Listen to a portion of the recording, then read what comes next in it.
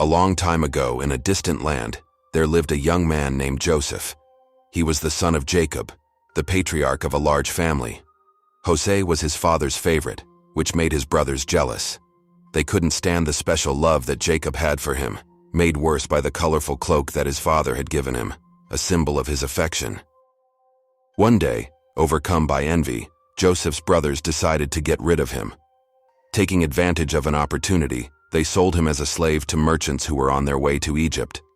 Jose, who had previously been his father's favorite, now found himself in a strange land, without the protection and affection he knew. In Egypt, Joseph was sold to Potiphar, an official of Pharaoh.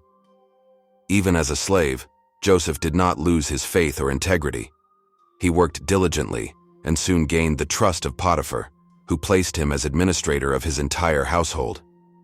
However, Potiphar's wife tried to seduce Joseph, and when she was rejected, she accused him unjustly.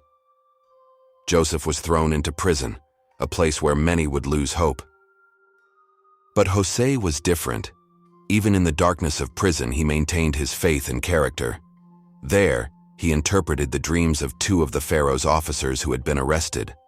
One of them was later released and, remembering Joseph, recommended him to Pharaoh, who was also tormented by mysterious dreams. Called into the presence of Pharaoh, Joseph interpreted the ruler's dreams with wisdom and clarity, predicting 7 years of plenty, followed by 7 years of famine.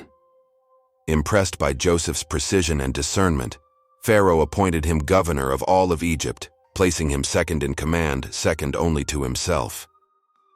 Under Joseph's leadership, Egypt prospered. He stored food during the years of plenty, and when famine came, he was prepared to feed the nation and other neighboring lands.